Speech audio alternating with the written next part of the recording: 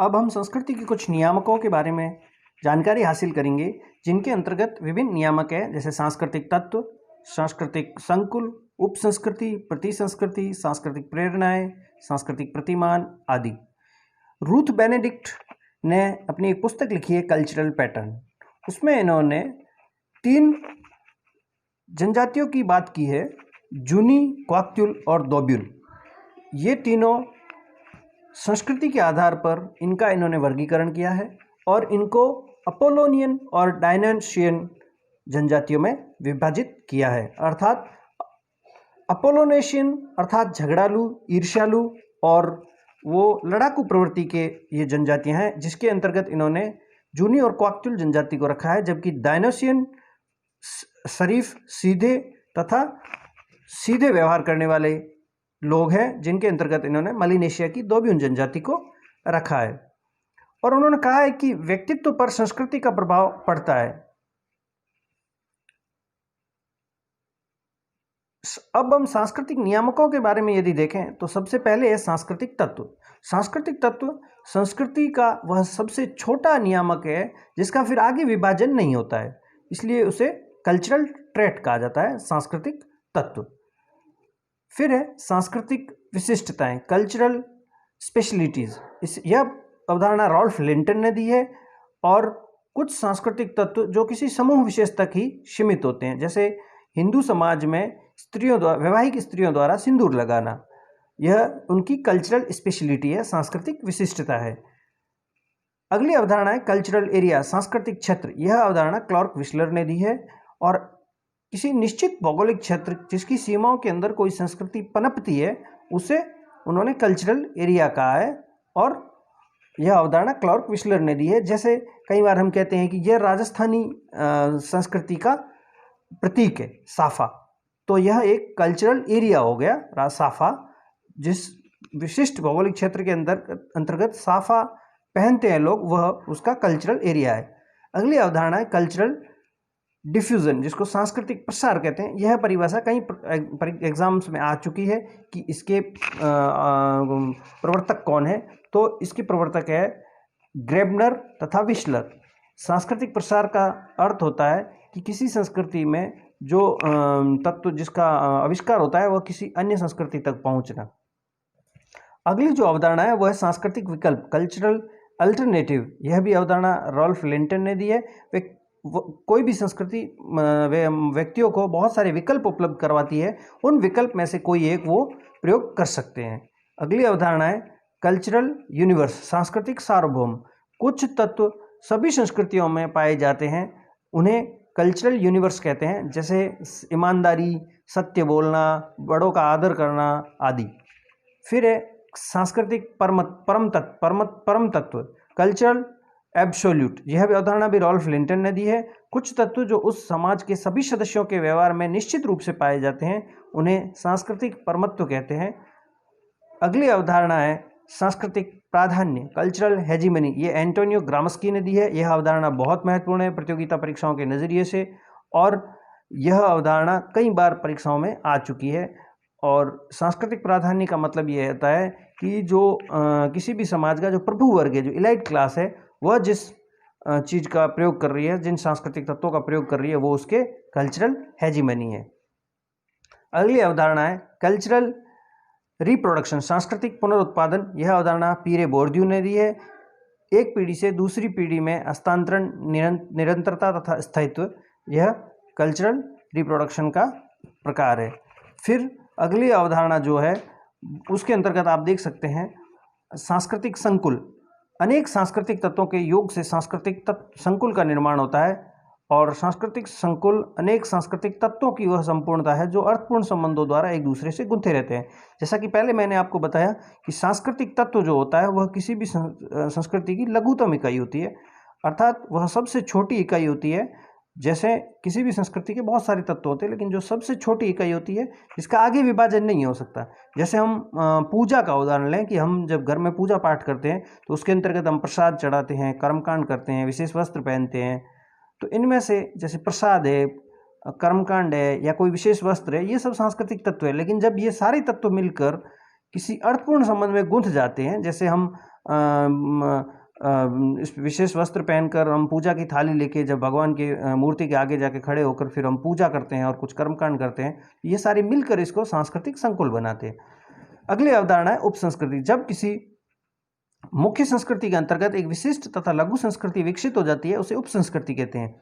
और इसकी सबसे बड़ी विशेषता यह है कि मुख्य संस्कृति उप संस्कृति का विरोध नहीं करती है। जैसे भारतीय संस्कृति के अंतर्गत पंजाबी है, राजस्थानी है, हिमाचली है, बंगाली आदि उप संस्कृतियाँ हैं, जबकि इसकी विपरीत अवधारणा है प्रति संस्कृति। यह उप संस्कृति के विपरीत होता है और प्रति संस्कृति के विचार, व्यवहार तथा प्रतिमान मुख्य संस्कृति के विरोधाभासी होते हैं।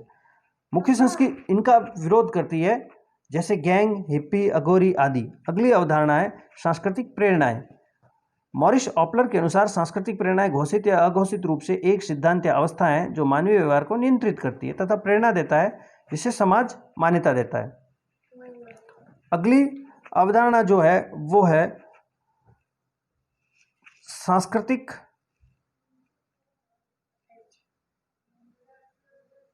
समानांतर। यह अवधारणा क्लार्क विस्लर ने दी है। प्रत्येक संस्कृति का अपना भौगोलिक क्षेत्र होता है, उस क्षेत्र की सीमा के पश्चात दूसरा सांस्कृतिक क्षेत्र प्रारंभ हो जाता है। इस प्रकार दो सांस्कृतिक सीमाओं के बीच में भी कुछ समूह रहते हैं जिनके जीवन पर दोनों संस्कृतियों का प्रभाव होता है, उसे सांस्कृतिक समानांतर कहते हैं, कल्चरल पैरेलल। यह अवधारणा प्रतियोगिता परीक्षाओं की दृष्टि से बहुत महत्वपूर्ण है। इस अवधारणा को क्लार्क विस्लर ने दिया है। जैसे आप खुद देखते होंगे, दो अलग अलग सांस्कृतिक क्षेत्र है, जैसे राजस्थान और गुजरात या महाराष्ट्र और कर्नाटक। इन दोनों अलग अलग राज्यों की सीमाओं के ऊपर जो दोनों राज्यों के जो जिले होते हैं उनमें समानांतर प्रभाव होता है, अर्थात राजस्थान का भी प्रभाव उन जिलों की जनसंख्या पे होगा और कुछ प्रभाव उन पे गुजरात की सीमाओं का भी होगा, तो वो सांस्कृतिक समानांतर क्षेत्र कहलाता है। अगली अवधारणा है निर्जाति केंद्रवाद। हालांकि मैं आपको बता चुका हूं इसके बारे में। यह अवधारणा W.G. समनर ने दी है और उन्होंने अपनी पुस्तक फोकवेज में निर्जाति केंद्रवाद की परिभाषा दी है। निर्जाति केंद्रवाद वह भावना है जिसमें व्यक्ति किसी संस्कृति को अपने सांस्कृतिक मापदंडों से परखता है।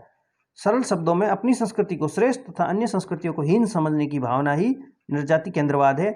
अब देखते हैं इसके लाभ क्या है। इससे अपनी संस्कृति के प्रति निष्ठा बनी रहती है, स्वाभिमान की भावना बनी रहती है, अंतः समूह को बांधे रखता है।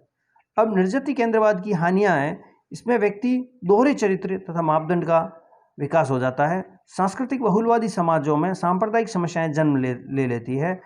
व्यक्ति में अन्य संस्कृति के प्रति असहिष्णुता की भावना विकसित हो जाती है। ठीक निर्जाति केंद्रवाद के समानांतर एक और अवधारणा है परजाति केंद्रवाद। यह अवधारणा निर्जाति केंद्रवाद के ठीक विपरीत है। यह वह भावना है जिसमें व्यक्ति अन्य संस्कृति के आदर्श तथा मानदंडों को अपनी संस्कृति से तुलना करता है और सरल शब्दों में व्यक्ति किसी अन्य संस्कृति को श्रेष्ठ तथा अपनी संस्कृति को हीन समझता है।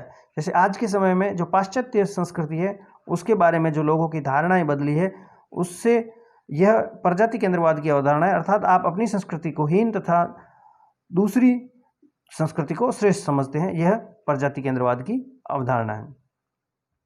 अगली अवधारणा है स्वकाल केंद्रवाद। इसको टेम्पोसेंट्रिज्म कहते हैं। यह अवधारणा रॉबर्ट बीरेस्टेड ने दी है और इसके अंतर्गत आपने देखा होगा, जब हम घर में या हम कहीं सभा में या हम कहीं सार्वजनिक समारोह में बैठे रहते हैं तो हमारे जो वृद्ध पीढ़ी है वो कहते हैं कि हमारे ज़माने में तो ऐसा होता था और आज के ज़माने में तो बच्चे कुछ भी कहना भी नहीं मानते हैं। ये सब स्वकाल केंद्रवाद की अवधारणा है। प्रत्येक व्यक्ति के जीवन में एक ऐसा समय होता है जिसे वह अपने जीवन का स्वर्ण काल मानता है, चाहे वह बचपन हो या युवा अवस्था। अतः टेम्पोसेंट्रिज्म की भावना जिसमें कोई व्यक्ति अपने जीवन के किसी विशेष समय को आदर्श या श्रेष्ठ मानकर अन्य कालों की तुलना करता है। यह भावना सामान्यतः वृद्धों में पाई जाती है। अगली अवधारणा है सांस्कृतिक विलंबन। यह अवधारणा बहुत महत्वपूर्ण है, प्रतियोगिता परीक्षाओं की दृष्टि से कई बार परीक्षाओं में आ चुकी है। यह अवधारणा W.F. ऑकबर्न ने दी है। इसके अंतर्गत उन्होंने संस्कृति के दो प्रकार बताए हैं, भौतिक संस्कृति और अभौतिक संस्कृति। भौतिक संस्कृति के अंतर्गत तकनीक को रखा है, अभौतिक संस्कृति के अंदर आदत, सोच या व्यवहार को रखा है। और उन्होंने कहा है कि संस्कृति के उद्विकास की प्रक्रिया में, अर्थात संस्कृति की जो उसका जो बढ़ने की प्रक्रिया है उसमें भौतिक संस्कृति अभौतिक संस्कृति की तुलना में सदैव तेज गति से बढ़ती है। फलस्वरूप भौतिक तथा अभौतिक संस्कृतियों के बीच में एक गैप रह जाता है, जैसे सांस्कृतिक विलंबन का है।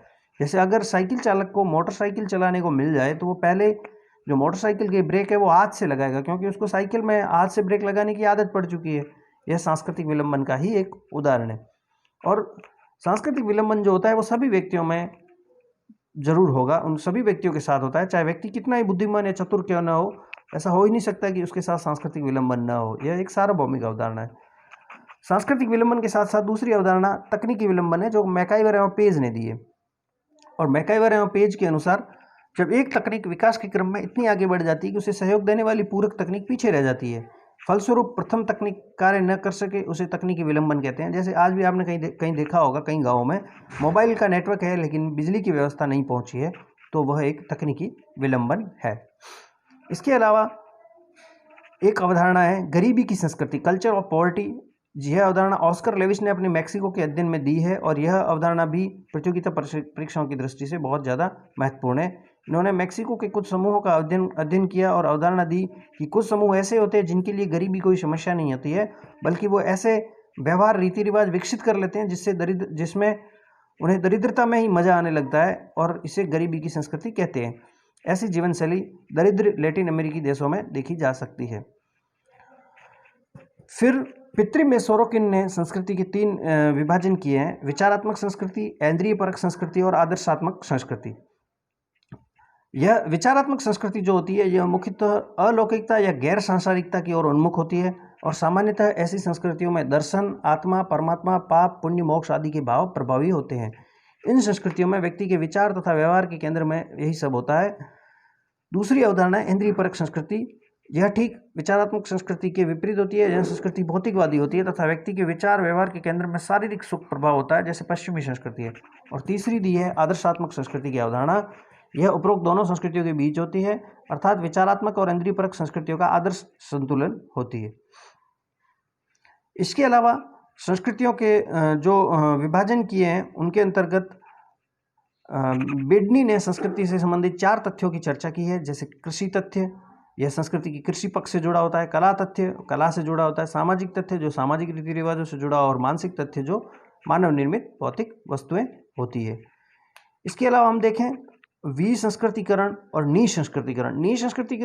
निसंस्कृतिकरण के अंतर्गत रॉबर्ट सॉम्बर्ट ने इसका प्रयोग एक ऐसी प्रक्रिया के रूप में किया है जिसमें किसी समूह को जब समाज से अलग लंबे समय तक कर दिया जाता है, जिससे वह संस्कृति के कई पक्षों तथ्यों को भूलने लगता है, इसे विसंस्कृतिकरण कहते हैं। जैसे कैदी, जब कैदी को जेल में रखा जाता है तो वह अपनी संस्कृति को भूलता चला जाता है और वह जेल की संस्कृति को विकसित कर लेता है। जबकि विसंस्कृतिकरण की प्रक्रिया है, समय के साथ जब कोई समूह अपनी संस्कृति को पूर्णतः भुला देता है, वह विसंस्कृतिकरण है। जैसे मालदीव या मॉरिशस के समाजों में जो भारतीय प्रवासी जो गिरमिटिया गए हैं और वो अपनी भारतीय संस्कृति को भूल चुके हैं, वह विसंस्कृतिकरण है। इसके अलावा भी संस्कृति के बहुत सारे वर्गीकरण किए हैं, जैसे क्लाउडी क्लुखोन ने इम्प्लिसिट और एक्सप्लिसिट के अंतर्गत संस्कृति का विभाजन किया है। A.L. क्रोबर ने इथोज और इडोज के रूप में किया है। पाइक ने एमिक और एटिक के अंतर्गत किया है। अर्थात संस्कृति का जो आंतरिक पक्ष है वह इम्प्लिसिट तथा एमिक या फिर जिनको आप इथोज कह सकते हो, जबकि इडोज, एटिक और एक्सप्लिसिट ये सब संस्कृति का बाह्य पक्ष है। अर्थात संस्कृति का जो विभाजन विभिन्न विद्वानों ने किया है वह यह इस प्रकार से है। धन्यवाद।